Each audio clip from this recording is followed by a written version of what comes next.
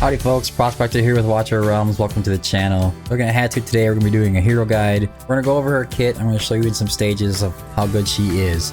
I think she is the #1 progression hero. If there was a hero that I wanted to pull when I first started playing this game, it was Hatssut. Without further ado, let's dig in.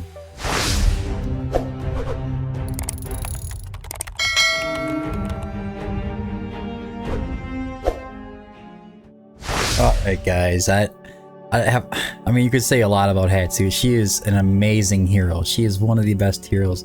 She has this amazing ability on her ultimate to just pretty much one-shot whoever is in the range of her.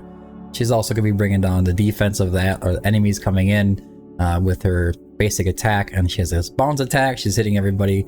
She's basically this like ultimate AoE kind of marksman. Okay, so we'll start out with her basic attribute. She's 11.6k HP. 4,095 attack. This is pretty decent for a marksman, by the way. Defense is pretty low. Attacking was 1.2 seconds. Basic attack speed is 100. Crit damage is sitting at 150%. And rage regen auto is 14. Let's go on to her skills. On the basic, deal 60% damage to the target and 20% damage to one nearby enemy 2 consecutive times, prioritizing targets with low defense. Attack bounces to one more target, with the damage of each bounce increased by 9%. Each enemy hit also suffers from defense reduction for 10 seconds. With defense, it's a nice one. It's minus 30%. And 10 seconds on top of it. On the other passive, Ghastly Stealth. When deployed, gains invisibility for 40 seconds. Meanwhile, each kill increases attack by 5%, stacking up to 5 times and lasting for 10 seconds. More damage, more damage, more damage. On the ultimate, Ghastly Burst, she deals damage to up to 5 enemies nearby, doing 230% AoE damage every 0.3 seconds, lasting for 4 seconds. You can see it there on the screen. It's got a pretty nice range, like a Dolores style range, so whoever's in that range is gonna get hit. And she is pretty much going to take out anybody that is in that range. It's very rare that a Hatssut ultimate doesn't take down her enemies. Hatssut is also a piercing hero, so she's good against light armor. Let's go over her awakenings. On the awakening 1, she has soul drain damage plus 5%. This is where the attack bounces to one more target, and with the damage of each bounce increased by 9%. That's where the extra 5% comes in. Awakened 2, attack plus 300. She's got a pretty low attack, so nice to bring up that base. On Awakened 3, Ghastly Stealth duration is plus 10 seconds. Okay, makes it really easy for like, I want to say Gear Raid 3 or Gear Dungeon 2. Awakened 4 is more penetration at plus 8%. More damage, more damage. And Awakened 5, Ghastly Burst duration plus 1 second. Which means it's going to hit all those enemies 3 more times, roughly. Insane, Awakened 5. That plus 1 second is, it doesn't seem like a lot, but trust me, it is, okay? On the promotions, on Promotion 1, she gets the Soul Torment, attack bounces to one more target, unlocked. Promotion 2, she gets the increased range. The 2 squares on the right, on the end there. On promotion level 3, Ghastly Stealth is unlocked. Just more stats the rest of the way down. As for gear sets, Hatssut is going to shine mostly in a Soulbound Arcana set. Infernal Roar does not work with her ultimate. Her ultimate is based off of something else, so it's not her basic attack. So she's doing something different, so you need to use Soulbound Arcana. If I had to suggest some more kind of budget-friendly sets, I would suggest the Wisdom set. After using ultimate skills, increases damage by 35% for 10 seconds. Is kind of like a mini Soulbound Arcana. She'll get that full boost. The only thing that difference with this is that she won't have that damage increase for her basic, which actually does a significant amount of damage. For that reason, my main set that I would prefer if I was not going with the premium sets would be Night Terror, which increases damage by 25% for 3 seconds after making crit hits. With her basic attack, she's bouncing those attacks back and forth, so she's going to constantly have that 25% boost, and I would prefer that over the Wisdom set. Now for on the left side, you can go with either Warlord, which I think would be the preferred. Crit rate, crit damage, attack percentage, which you're going to be looking for on both pieces. In order to get that on the weapon, and it's going to need to be an Ancient. If you do not have an Ancient piece, you go for attack speed, crit rate, attack bonus. The second best option that I would say for a Hatssut would be Annihilating Might. Same substats, and then after that I would say Calamity would be the next best set. The reason I say Annihilating Might is because she's piercing, she's kind of focusing on those low defense or light armor kind of enemies. Now, where to use Hattsut? Everywhere. You want to use Hattsut everywhere you can. If you got a spot to put her down, go ahead, put her down. She's good to go. She's going to do a ton of damage. She's going to be able to reach everybody that she can. There's going to be some high physical damage resistant kind of enemies where you probably won't be able to do much with her, but in general, she's going to be useful everywhere. As you can see from the reviews, Void Rift 5, Faction Trial 5, Guild War 5, Arena 5, Tide 5, Gold Raid 5. Most of the resource raids, she's going to be a 5. Arena AoE 5, Gear Raid 3 5, Mortal Codex 5, EXP raids, yeah, Gear Raid 2 5. I would say this is a 5+. I mean, Gear Raid 2 people, I don't think they really understand how she works. She is the best hero, I would say, for that stage. Gear Dungeon 2, she's a 5. She goes up in that corner up there, she stays invisible, she can take out the enemies coming down, and then she can also hit the Volca clones coming down. Gear Dungeon 1, same kind of concept, she does a lot of damage, you can put her in some spot up there. Gear Raid 1 is going to be a 5. Single target DPS, this is where things are going to kind of fall off. I would say that she's less than a 4.5 in single target. In the Guild Boss 1, Drake's Chasm, I would say she's probably like a 4.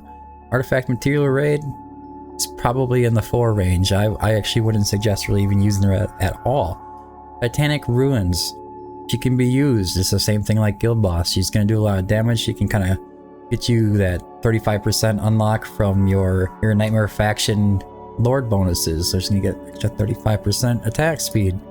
She's amazing everywhere you put her. Now to show her how she kind of works. Alright, so I'm going to show you on Gear Raid 3, Stage 21, just how valuable she is. Alright, so I'm going to start off by placing my Silas. I'm going to put down my Idril. Next will be Dolores. And then we're going to place down Laurel right here and pick her up. And Idril should take care of the enemy on the right side there. Just like that.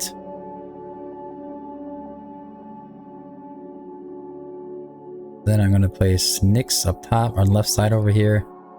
Okay, if she gets hit, it won't take her out. As the boss is down, we will pick up Silas. Now it's just a little bit of a waiting game here.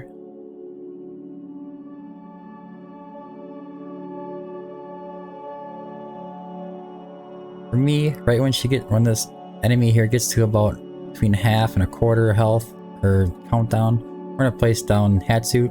As you can see, Hattsut is invisible. The enemy cannot see her, therefore he can't attack her. And now she's gonna start attacking these guys up here. She's bouncing those arrows around, taking care of them a little bit at a time. If they get close, you activate her ultimate. She just becomes visible right there. And that's how you use Hattsut on Gear Raid 321. Big waiting game now.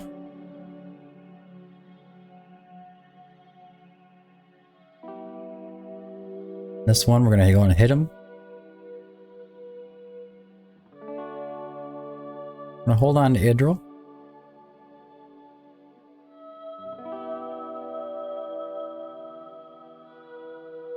Game, set, match.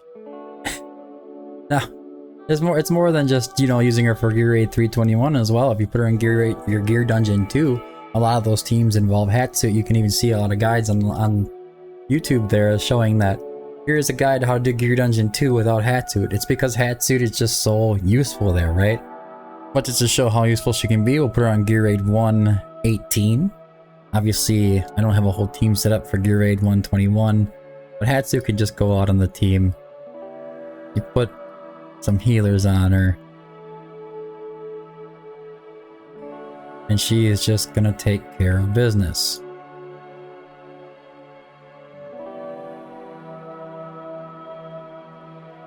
Go ahead and hit her ult. Don't even need Dolores there, to be honest with you.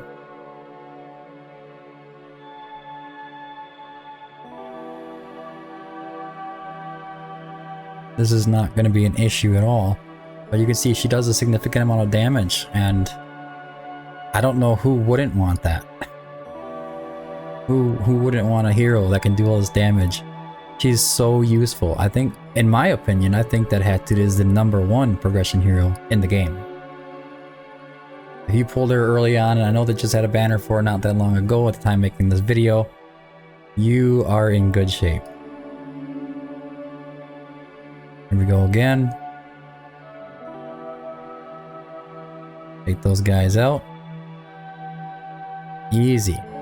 Not an issue. Look at the boss damage, just gets all Hatssut. There we go. We're gone. Boss is done. Especially now that she has those Soban stacks going on. Doing 50k a hit here. That's it. As soon as these guys are off the board, it's the end of the match. Like I said, Gear Dungeon 2, Gear Raid 1, Gear Raid 2, Gear Raid 3. Everything in the game. Void Rift. Guild Boss. Now if you're struggling with some heroes on Guild Boss, she's a good placement in there. I've seen her doing 70 to 100 million damage. Just sitting up in the corner, not even sitting in Dolores range.